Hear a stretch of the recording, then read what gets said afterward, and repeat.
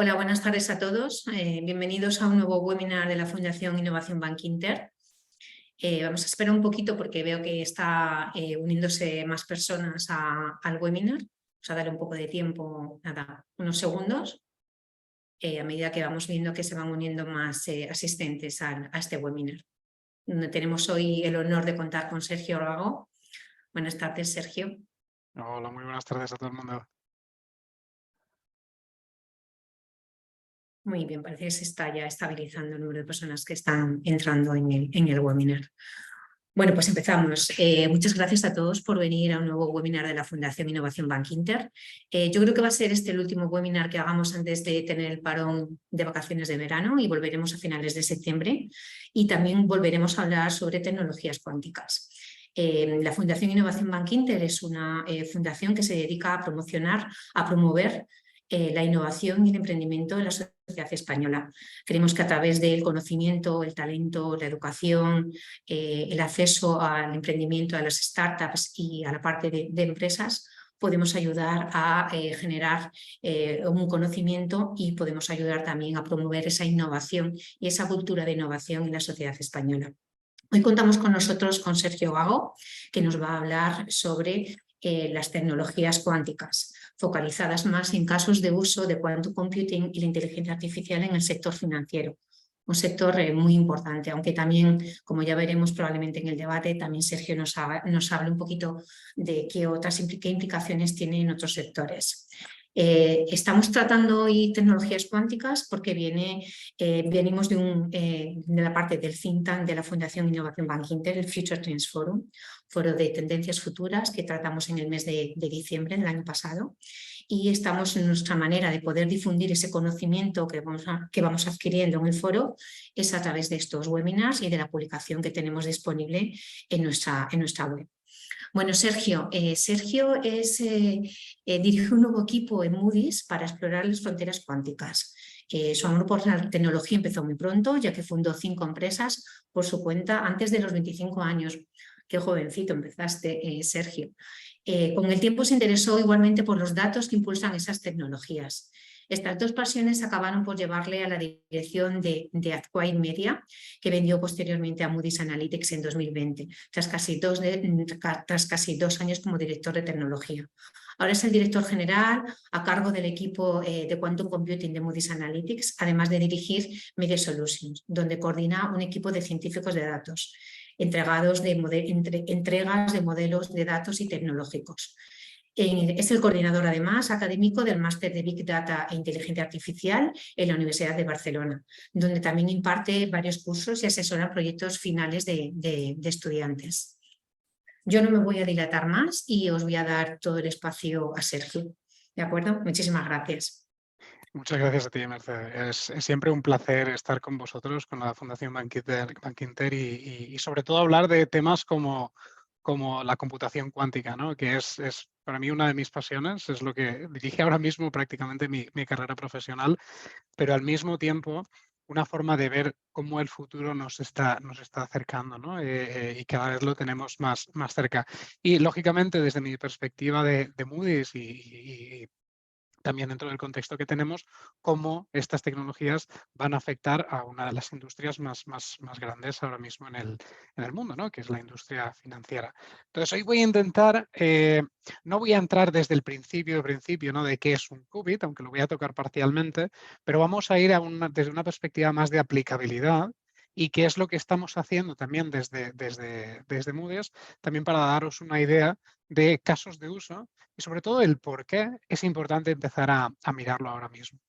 Y lo voy a intentar explicar de una forma lo más pragmática posible. No os preocupéis, no voy a entrar en álgebra, en matemáticas, ni nada por el estilo, aunque tengo que decir que es una parte relevante si alguno de vosotros está interesado en entrar más en detalle, pero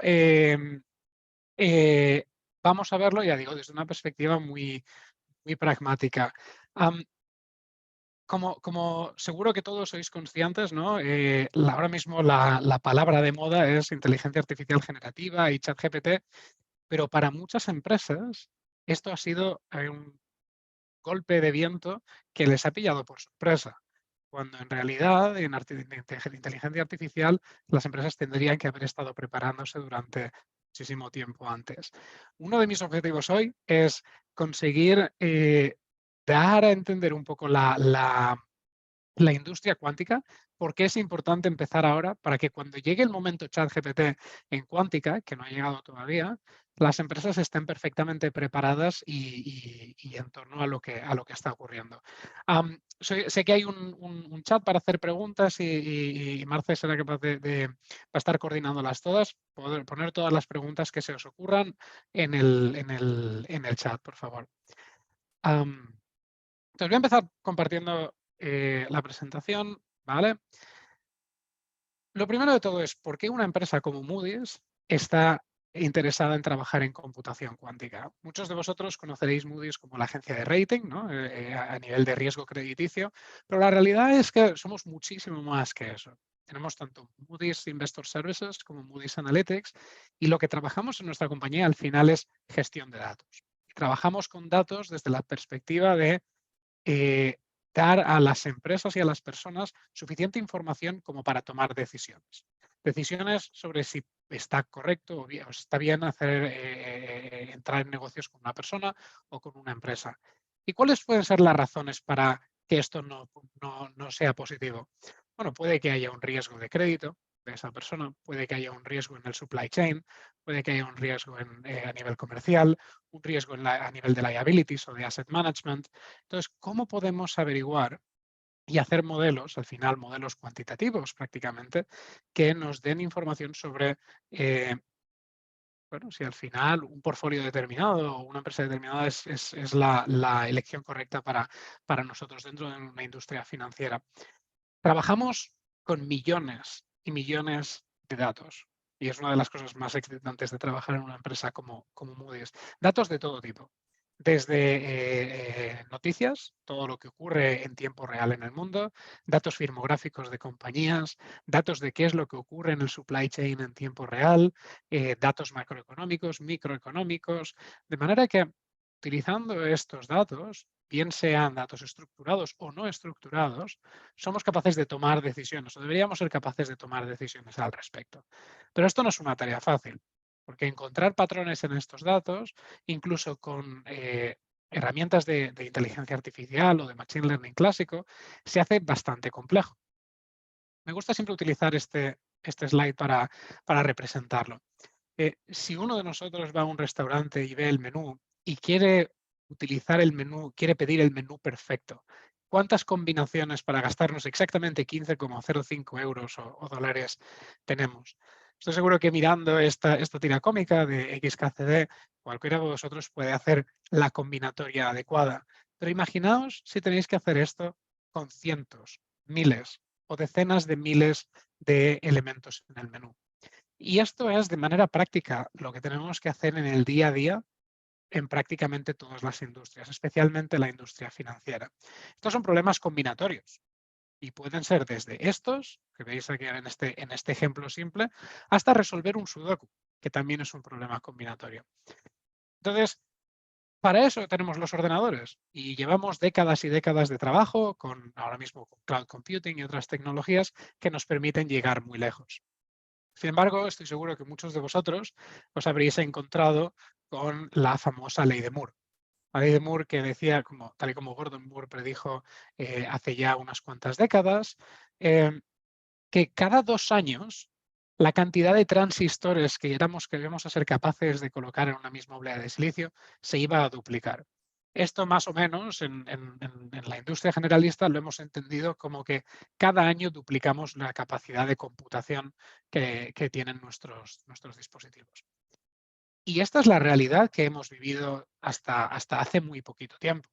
De hecho, si comparamos los ordenadores con los que trabajamos hace 20 años con el smartphone que seguramente tenéis en vuestro bolsillo, obviamente tiene una cantidad la capacidad computacional de estos dispositivos está órdenes de magnitud por encima. Sin embargo, también el propio Moore, y disculpadme porque los slides están en inglés, el propio Moore también vaticinó que su ley acabaría en algún punto. ¿Y por qué acabaría? Bueno, al final Nuestros dispositivos, nuestros ordenadores están basados en chips que están fabricados con silicio y que están basados en electrones y huecos de electrones que se mueven dentro del semiconductor. Esto significa que llega un momento que no podemos hacerlos más pequeños, que no podemos hacer que el transistor tenga impurezas de fósforo en el silicio o de otros materiales de manera mucho más pequeña. De forma que tenemos un límite físico donde ya entramos en el mundo, en el reino cuántico. Y aquí, si alguno ha visto la película Quantumania de Marvel, bueno, no tiene nada que ver con esto, pero al menos tienen esta parte de hacerse muy, muy, muy pequeñitos hasta un punto que es ya indivisible. Entonces, si tenemos por un lado unas limitaciones físicas que hacen que no seamos capaces de meter más transistores en el mismo cacharro, ¿no? En la misma CPU, ¿cómo podemos tener o ampliar esta capacidad, ¿no? Y los humanos, con nuestra capacidad inventiva, hemos creado muchas cosas, ¿no? Hemos creado la inteligencia artificial, que de hecho tiene muchos más años de los que pensamos, ¿no? Desde hace ya unas cuantas décadas existen las redes neuronales.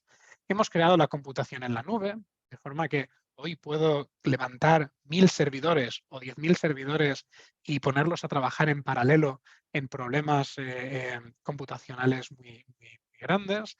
Tenemos algoritmos que continuamos optimizando y redefiniendo continuamente, cantidad de PhDs y postdocs trabajando en este aspecto. Tenemos supercomputadoras. Nos hemos vuelto muy buenos a la hora de resolver estos problemas. Estos problemas que crecen demasiado grande. Y ahora mismo voy a entrar en este detalle. Mi pregunta para vosotros es si esto es suficiente. Si con todos los ordenadores que tenemos en todas las nubes de Amazon, de Google Cloud, de Microsoft Azure, etcétera, etcétera, todos los dispositivos IoT que existen en el mundo, es suficiente para resolver cualquier problema. Dejad esa pregunta ahí, porque la vamos a responder en 2 o 3 slides. Primero, voy a intentar hablar de casos de uso genérico. ¿A qué me refiero cuando estoy hablando de problemas combinatorios que son especialmente complejos? Por ejemplo, encontrar la mejor ruta entre distintas localizaciones. Cuando un repartidor tiene que entregar 20 paquetes por la mañana, ¿cuál es la ruta óptima entre esos puntos? Organizar la mesa para una boda con 100 invitados. ¿No? Ya sabemos que el cuñado no se puede sentar con esta persona, el primo no se puede sentar con esto, esta persona que iba a venir no viene y esta persona que no iba a venir viene con 3 invitados. Resolver un sudoku, gran problema para la humanidad, ¿no? Además, resolver un sudoku es un problema muy interesante porque si yo os doy un sudoku de 5 por 5, ¿no? Digamos solo de los números del 1 al 5, seguramente lo podréis resolver muy rápido. Un sudoku de un 10 por 10, el típico que os encontráis en el periódico, tardaréis a lo mejor 1, 2, 3, 5 minutos, pero eventualmente lo resolveréis. Y un ordenador efectivamente lo puede resolver en muy, muy poquito tiempo. Pero si os doy un sudoku de 40 por 40, eso primero no lo podréis resolver en toda una vida y un ordenador lo pasará muy mal. En resumen, cuanto más grande se hace el problema, la resolución se hace exponencialmente más complicada. ¿Cómo podemos agendar profesores y sesiones con estudiantes en una universidad o en un instituto? ¿Cómo podemos agendar enfermeros y enfermeras en sus turnos en un hospital? ¿Cómo podemos optimizar vuestro presupuesto para las vacaciones, para gastarnos el dinero exactamente en las cosas que tocan? O, por ejemplo, ¿cómo podemos encontrar 2 factores primos para cualquier número? Los 2 números primos que multiplicados entre sí dan un número. Si yo os digo 21, rápidamente me diréis 7 por 3. Pero si os doy un número mucho más grande, estoy seguro que tendréis algún problema que otro para encontrarlo. Y a lo mejor pensaréis, ¿qué sentido tiene ese problema? ¿Para qué nos sirve encontrar los 2 números primos que multiplicados dan otro número? Bueno, pues enseguida entraremos a saber por qué. Bueno, pues resulta que si convertimos estos problemas genéricos, incluso simplistas o ejemplos tontos, pero si los aplicamos a la industria, el mismo algoritmo, la misma capacidad computacional que se utiliza para eso, la podemos utilizar para problemas de negocio. Por ejemplo, para predecir o para hacer modelos, para hacer en general modelos predictivos atmosféricos, para calcular la probabilidad de default de un asset determinado, la capacidad de que una empresa quiebre, ¿no? O encontrar early warnings para un posible evento de default, incluso temas de modelado de recesiones, para hacer precios de derivados, hacer capital allocation, identificar fraude, o lo que llamamos outlier detection, ¿no? Tanto donde encontramos fraude en tarjetas bancarias o cómo encontramos posibles casos de fraude en transferencias o blanqueo de capitales, optimización de intercambio de monedas. Hay casos donde por el hecho de utilizar una ruta menos habitual, podemos conseguir una mejora en el cambio, ¿no? Si yo quiero cambiar 1.000.000 de euros en dólares, podría ocurrir que cambiar primero dólares singapurienses y luego dólares canadienses y luego dólares americanos me dé un mejor cambio por las tasas de cambio y los costes en una ruta más larga. O finalmente, desencriptar Internet, romper toda la criptografía de Internet. Y es que resulta que este problema simple, este problema matemático tonto, que es encontrar dos factores primos para cualquier número, es el problema matemático que se encuentra por detrás del algoritmo utilizado para la encriptación de la mayoría de sistemas que utilizamos a día de hoy en Internet. Desde entrar en una página web hasta pagar con tarjeta de crédito en un restaurante. Estoy hablando, para los que saben de qué estoy hablando, sistemas criptográficos basados en RSA o Diffie-Hellman, sistemas asimétricos. Lo que tienen en común todos estos problemas es que conforme el tamaño del problema crece, es decir, conforme mi sudoku es más grande, el número de operaciones a realizar puede crecer linealmente o exponencialmente respecto a ese tamaño de problema. Si mi intención es optimizar un portafolio de assets, y lo quiero optimizar exclusivamente con los stocks que hay en el Nasdaq, bueno, es un número relativamente decente, pero controlado. Si lo quiero hacer con todos los activos de cualquier índice, de cualquier bolsa mundial, el problema no es lineal. El problema es exponencialmente más complejo. Y eso significa que aumentar un nuevo asset en mi portfolio puede aumentar el número de operaciones a realizar, no solo en segundos, sino quizá en días o en semanas de computación. Y esos son los problemas precisamente que nos encontramos en finanzas, porque lo que estamos intentando hacer al final es modelar, incluso adivinar qué es lo que va a ocurrir en el futuro. Bien sea viendo el histórico, bien sea viendo los patrones o bien sea generando distintos escenarios, lo que llamamos simulaciones de Monte Carlo, para analizar cómo se van a comportar determinados portafolios financieros.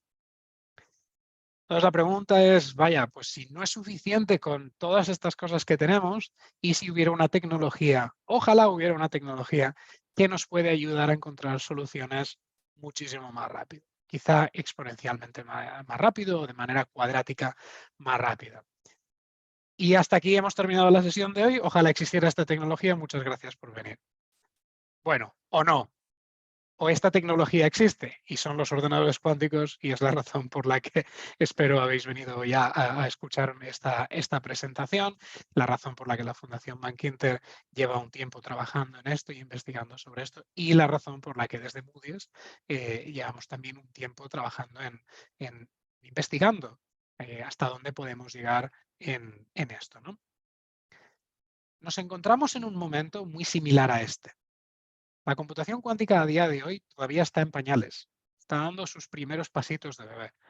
Pero es que también lo estaba el primer ordenador comercial que Bank of America, el primer banco del mundo, utilizó o desplegó en 1955.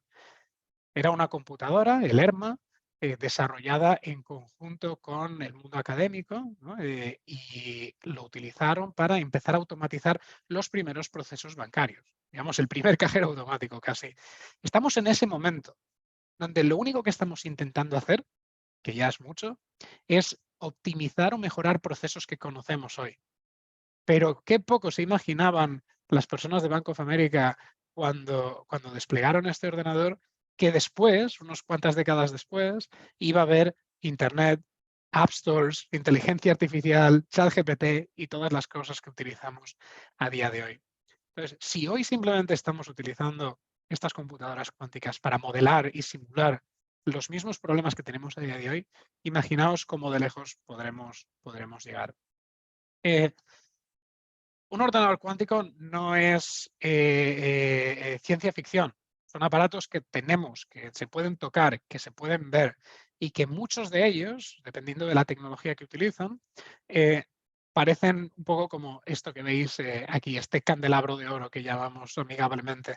Y básicamente esto lo que hace, este candelabro lo que hace es enfriar muchísimo la parte que se coloca al final del todo, donde tiene este caballero las manos colocadas, ¿no? Es un gran frigorífico o un gran congelador que coloca el chip que tienen los qubits en prácticamente 2000 milikelvins, que es un frío increíble, vaya.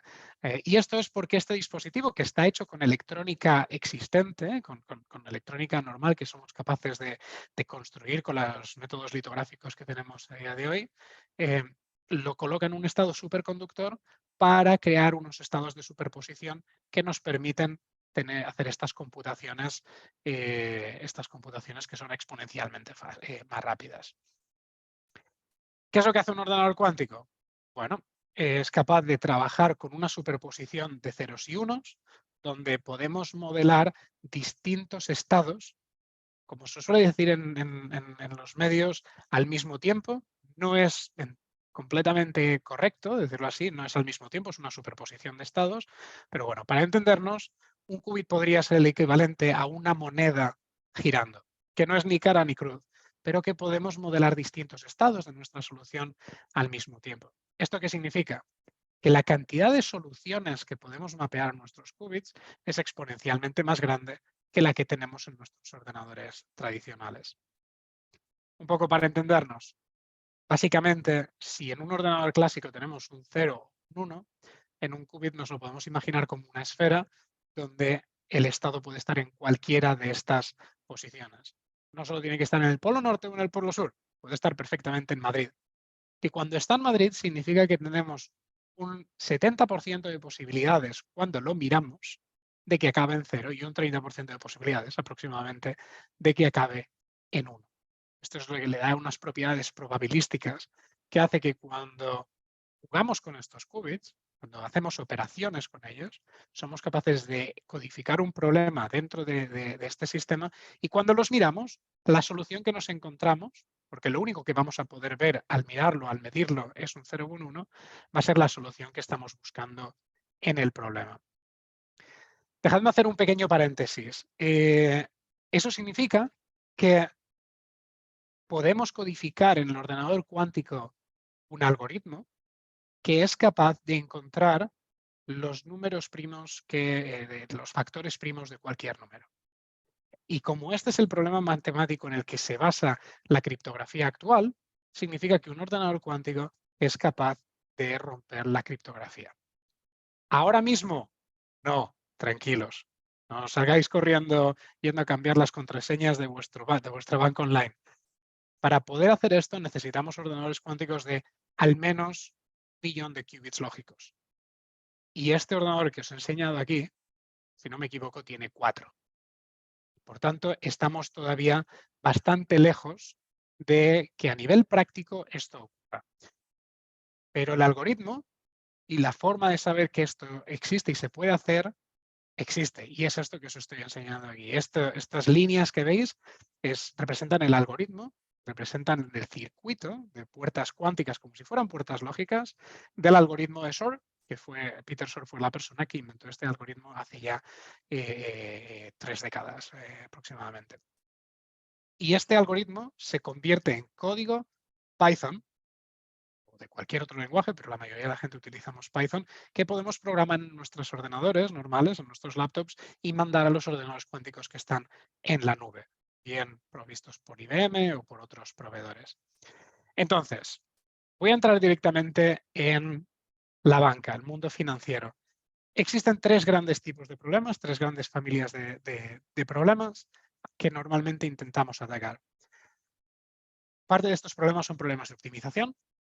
Como comentaba antes, Si intento colocar un portfolio de assets y quiero maximizarlo retorno o por su ratio de Sharpe, por ejemplo, es un problema computacionalmente complejo que los ordenadores cuánticos tienen la promesa de resolver muchísimo más rápido. Problemas de simulación. Si alguno de vosotros en el público viene de esta industria o es un quant, estará muy acostumbrado a hacer modelos de simulaciones de Monte Carlo. Es decir, cómo podemos simular todos los posibles escenarios que pueden ocurrir, de nuevo, en un asset determinado, con una probabilidad de default, bien de un asset o de cualquier otro security. ¿Cómo podemos modelar esas posibilidades?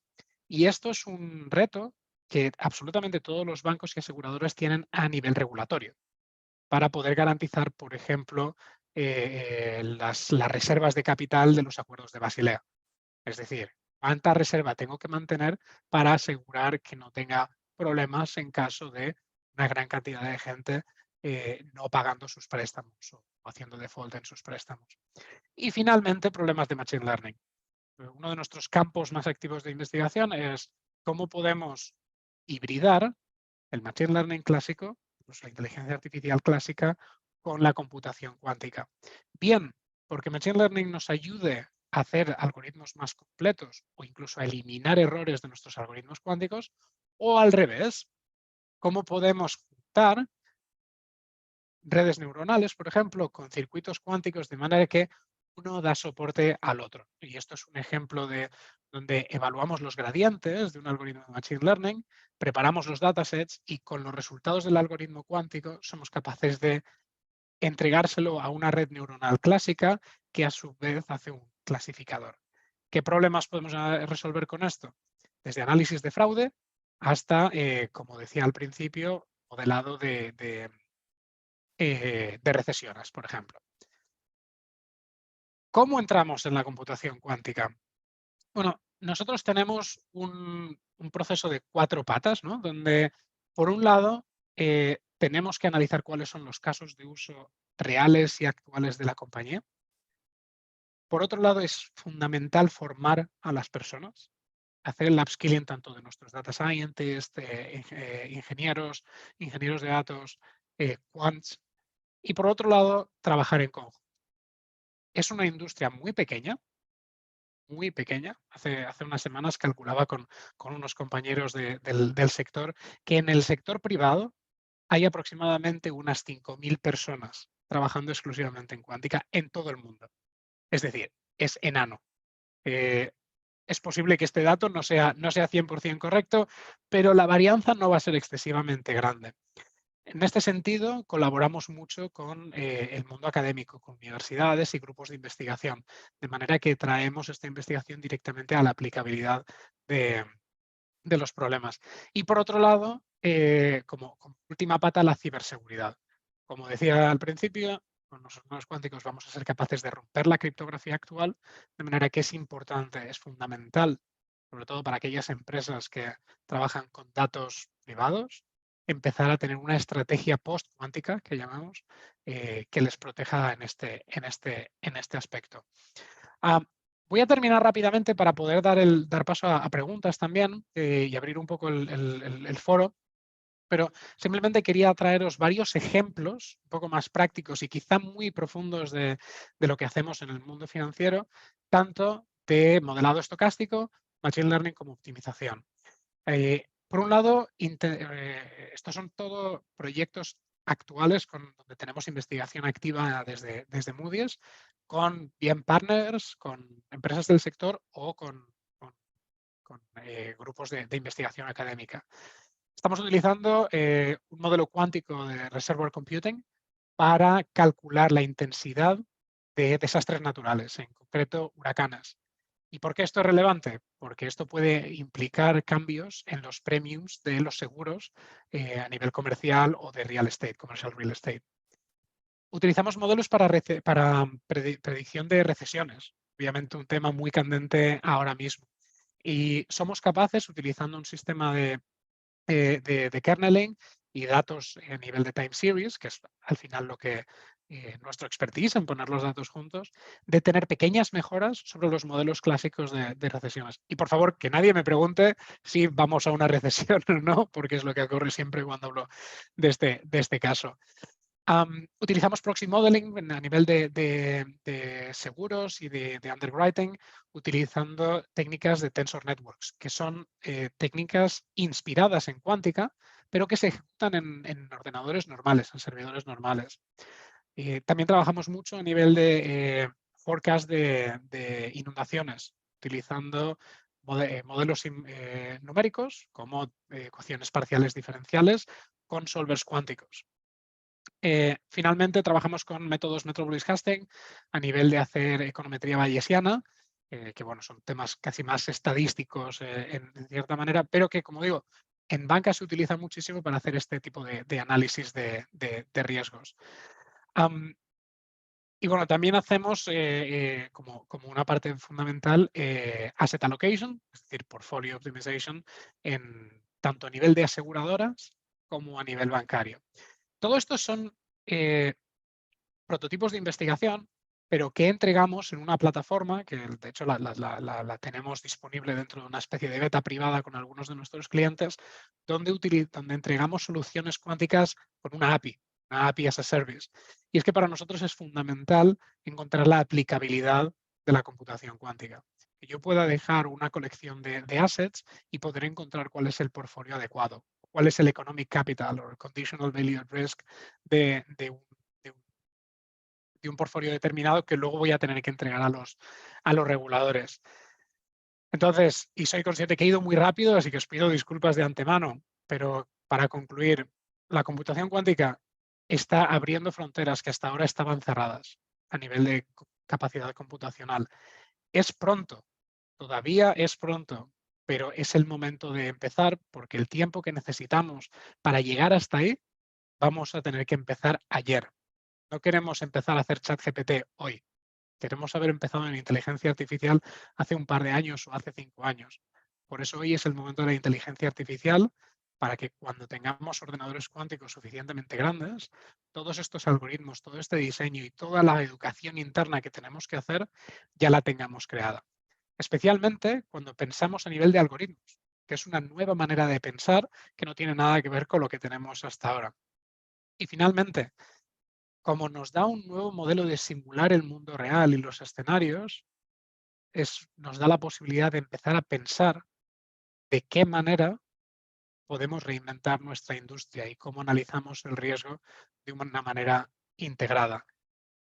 Entonces, con esto dejo la presentación porque soy consciente de que ha sido intenso, pero creo que tenemos tiempo como para poder atacar una serie de preguntas y seguramente entrar un poquito en detalle en algunos de estos factores. Muchísimas gracias, Sergio, de verdad muy, muy, muy interesante, muy ilustrativo. Ahora tenemos el proceso de debate y ya tengo aquí algunas preguntas que están surgiendo. ¿Qué entidades financieras, desde tu punto de vista, y si las puedes nombrar, son las más avanzadas en quantum computing y qué están haciendo? Los nombres las entidades que puedo nombrar, porque además son muy públicas respecto a lo que hacen, son grandes bancos que operan a nivel internacional. HSBC, JP Morgan son 2 ejemplos que tienen equipos de investigación muy potentes y no solo trabajan a nivel de la aplicación para ellos mismos, sino que a nivel académico producen investigación muy relevante en ese aspecto. Goldman Sachs también ha estado muy relevante en este campo.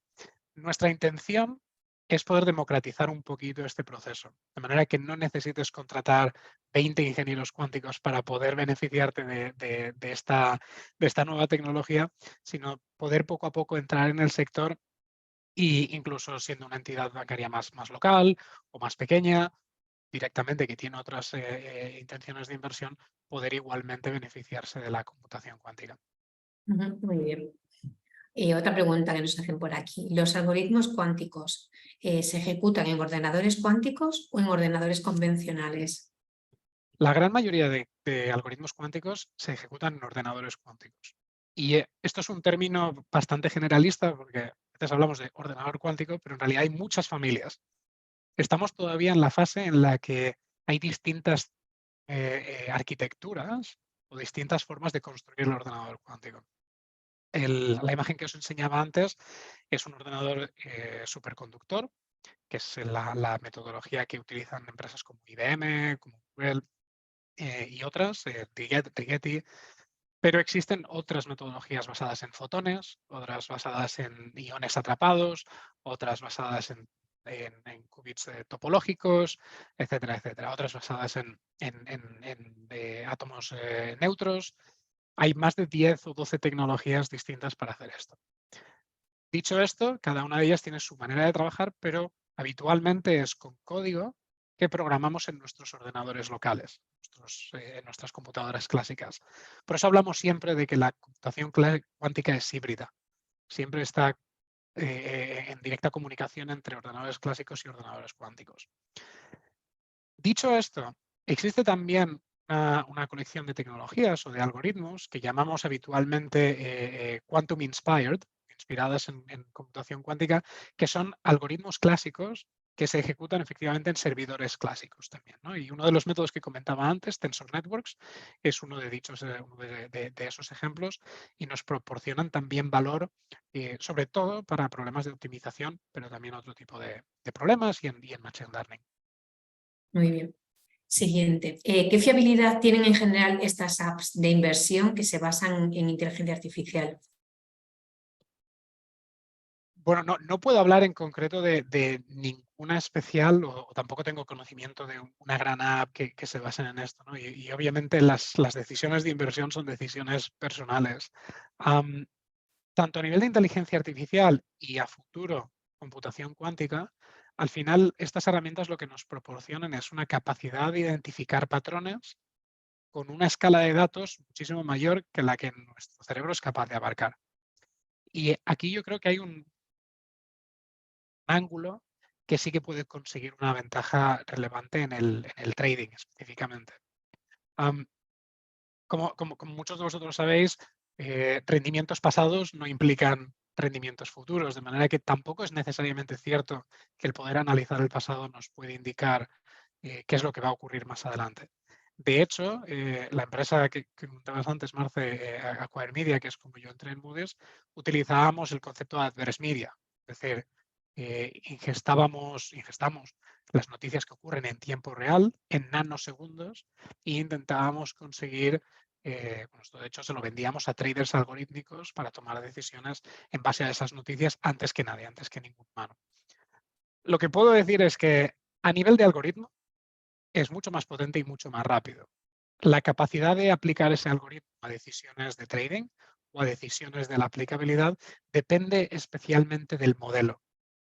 Y creo que es un punto muy relevante a tener en cuenta.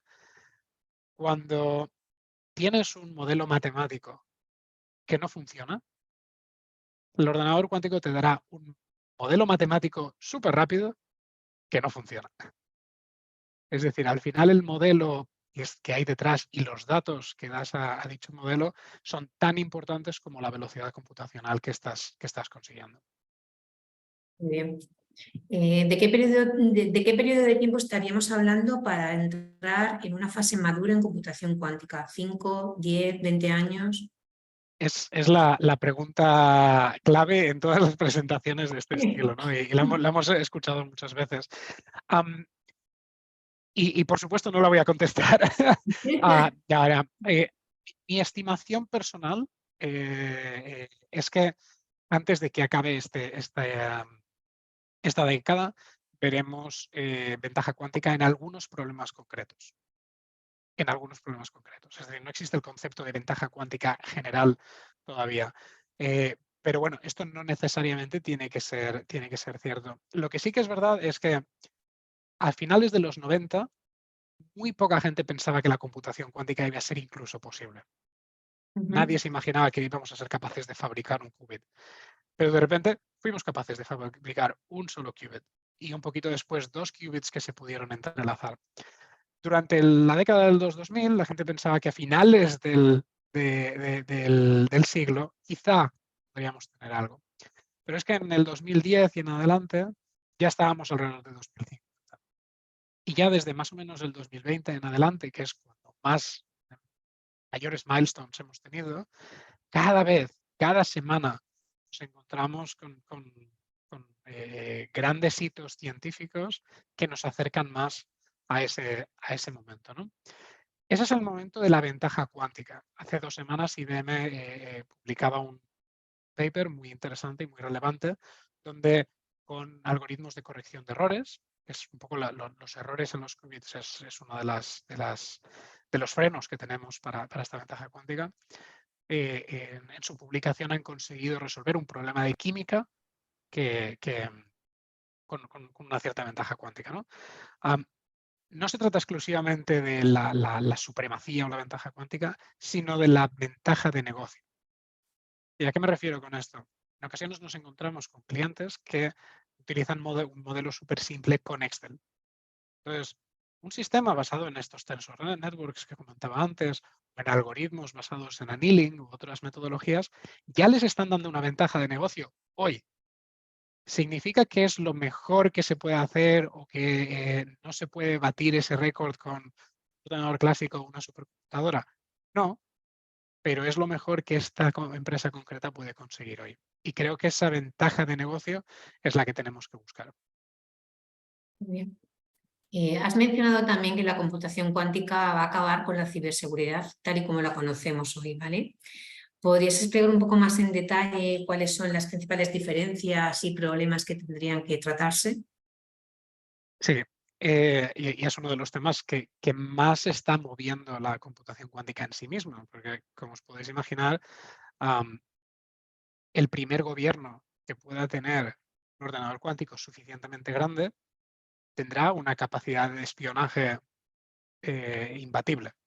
Y es una de las razones por la que prácticamente todos los gobiernos están tratando esto como si fuera prácticamente una guerra fría en este sentido. Y tanto Estados Unidos como el Reino Unido, Europa, Israel, China, todos están invirtiendo billones en su estrategia cuántica.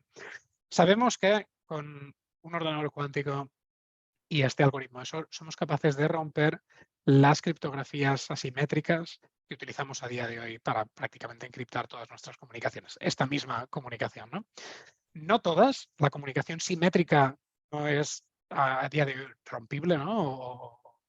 O está afectada por un ordenador cuántico. No tenemos aún un algoritmo que lo solucione.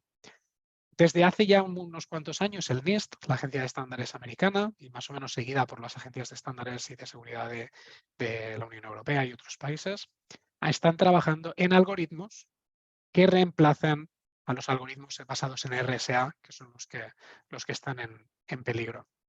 A día de hoy tenemos 3 finalistas, 2 finalistas de hecho. Empezaron 4, ya se han roto 2. Son algoritmos clásicos que se ejecutan y se desencriptan con nuestros ordenadores tradicionales, pero que son resistentes a los algoritmos cuánticos que tenemos hoy.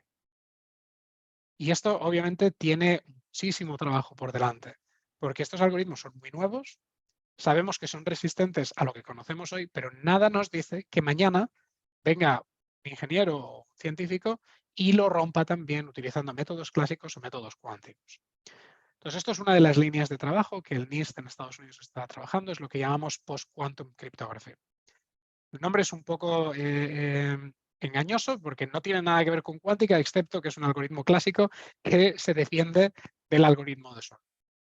Al mismo tiempo, existe toda la industria de las comunicaciones cuánticas, que es utilizar dispositivos cuánticos para encriptar nuestras comunicaciones. Y es una carrera más de largo plazo, que necesita una serie de componentes y de desarrollos científicos que en algunos casos todavía no tenemos, pero estamos haciendo grandes pasos al respecto. En varios países, pero especialmente en España, ¿no? Con proyectos como el proyecto Caramuel y otro tipo de proyectos que son increíblemente relevantes en este aspecto. Bueno, ¿a qué áreas de la banca específica crees que puede afectar estos desarrollos tecnológicos?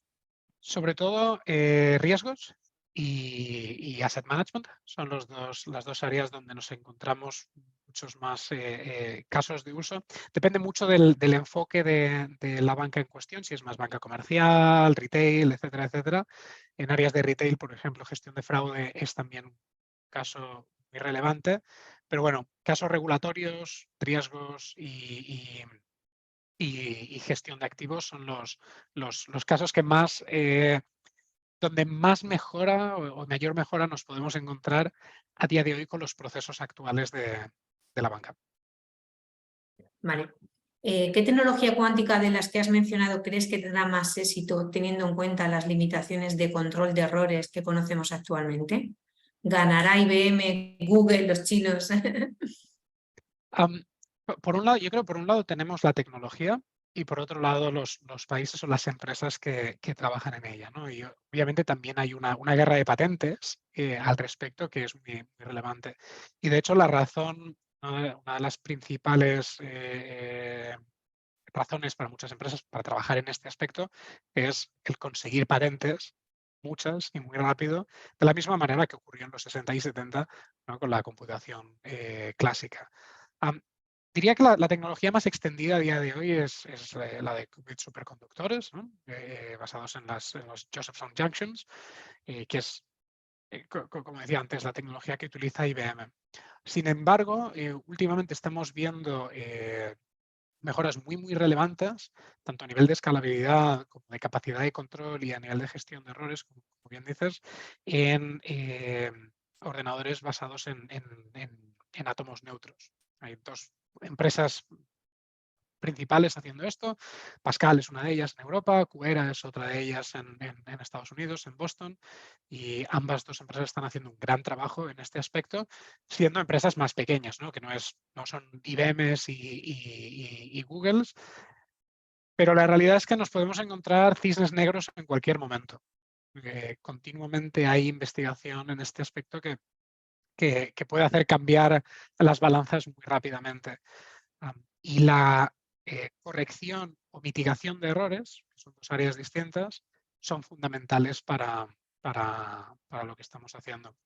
Muchas veces en el sector nos quedamos solo con el número de qubits como una métrica, una medida de la relevancia de un ordenador concreto y no es correcto. De hecho, ahora mismo el ordenador con más qubits, ¿no? es los 433 del Osprey de IBM, pero esto no significa que ese ordenador sea mucho más potente que el H1 de Honeywell o que el Aquila, ¿no? O sea, distintas tecnologías ofrecen distintas soluciones. Hay que mirar no solo el número de qubits, que te permite codificar problemas más grandes o hacer encoding de otras maneras. Hay que mirar los tiempos de coherencia, es decir, cuánto tiempo puedo tener mi problema en ejecución, cuántas puertas puedo aplicar. Y hay que mirar los tiempos de ejecución. ¿Cuánto tiempo necesito para aplicar una puerta cuántica? ¿No? Lo que llamaríamos clásicamente el tiempo de reloj, ¿no? Los megahercios del ordenador clásico. Son muchos factores. Muy bien. Ya voy a terminar poquito porque hay bastantes preguntas, no vamos a poder llegar a todas. Estaríamos aquí como unos 20 o media hora más. Una pregunta más. Cuando se habla de sesgos, en los modelos cuánticos, ¿esto se multiplica? Fantástica pregunta.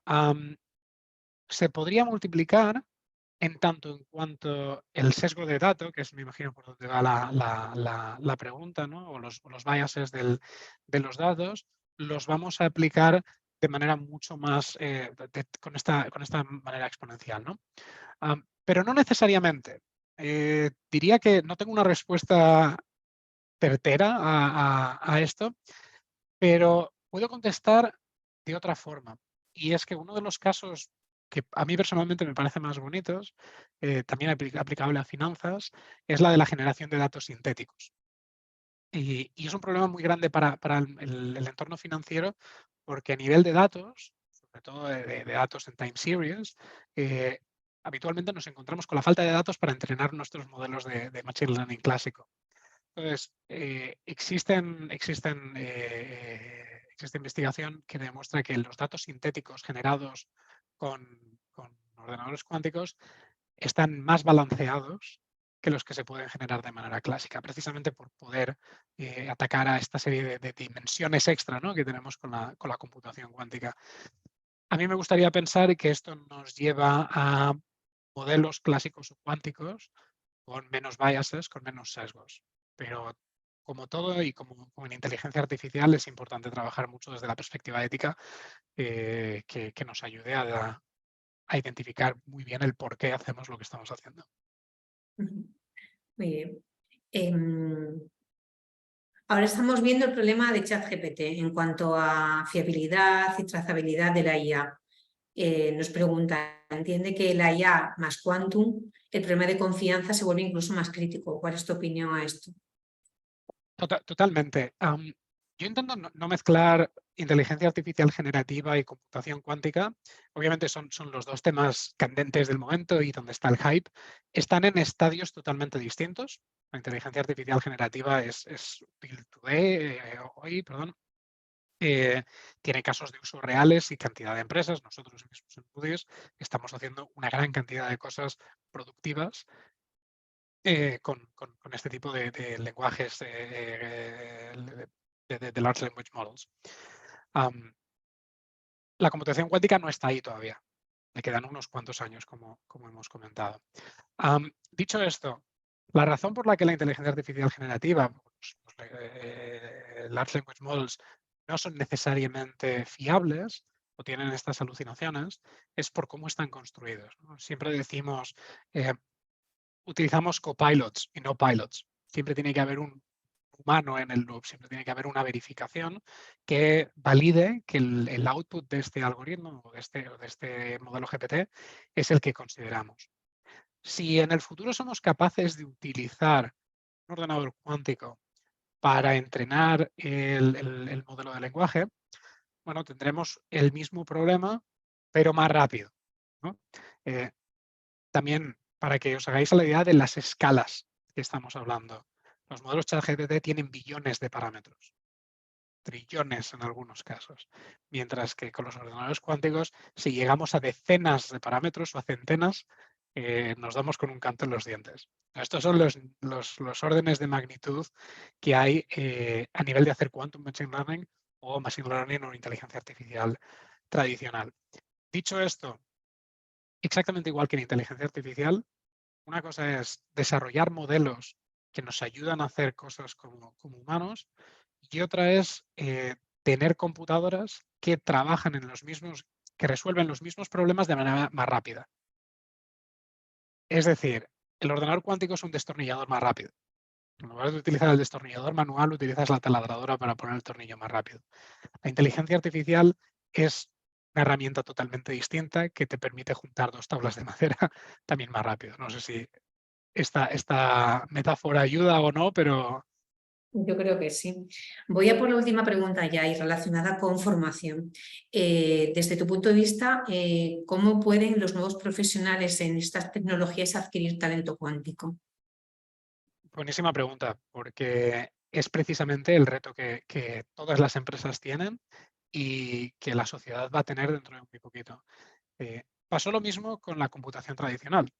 La mayoría de programadores durante mucho tiempo eran físicos o matemáticos porque eran los que tuvieron más facilidad para reconvertirse, ¿no? Y empezar a programar hasta que el mundo se despertó y empezó a tener grados de informática y carreras de este estilo, másters, formaciones profesionales, etcétera, etcétera. Creo que ahora mismo estamos yendo más rápido, pero a día de hoy todavía son muy pocos los programas de computación cuántica que existen. En España estamos yendo muy bien. Hay ya varios programas, varios másters que te permiten entrar tanto si vienes de físicas como si vienes de informática o de otras materias. Es una industria que necesita gente de todo tipo, no solo físicos. Ya no es el terreno de doctores en física, como podía haber sido hace 10 años, sino que ahora yo soy ingeniero, personas como yo podemos entrar también incluso de otras profesiones. Pero dicho esto, hay muchas formas de entrar, ¿no? Desde Moody's, por ejemplo, lo que tenemos es programas de formación para, lo llamamos Quantum for Quants, que es básicamente formación de cuántica para ingenieros data scientists y analistas cuantitativos, para poder entrar en el sector y hacer este upskilling que es necesario. Porque uno, la verdad es que no es un área fácil, no es que sea fácil de aprenderlo, es muy excitante, pero requiere un tiempo, ¿no? Y es necesario hacer un cambio de mentalidad a la hora de desarrollar el algoritmo, que no es como programar una página web, una aplicación móvil o un modelo tradicional. Entonces, por nuestro lado, estamos intentando poner nuestro granito de arena y ofrecer este tipo de formaciones a nuestros clientes dentro de la banca. En España existen empresas también que se dedican especialmente a esto, ¿no? Y comentábamos también antes que hay distintas maneras de entrar, bien con programas online. IBM tiene un Summer Camp todos los años que es gratuito y que cualquiera puede entrar. Y luego muchísima formación en Internet.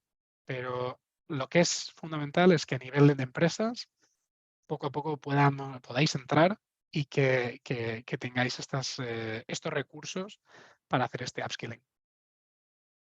Pues esa era ya la última pregunta, Sergio.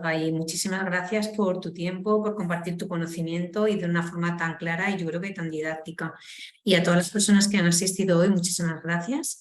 Que paséis un buen verano y nos volvemos a ver a finales de septiembre, que tendremos otro, en este caso con Marc Manzano de Sandbox, la spin-off de Alphabet en España, sobre temas de criptografía. Y creo recordar que en octubre vamos a tener con Alper Utku, no, discúlpame, con otra persona que vamos a hablar también de criptomonedas, perdón, de criptografía. Y con esto, muchísimas gracias a todos. Gracias, Sergio, por asistir a A vosotros.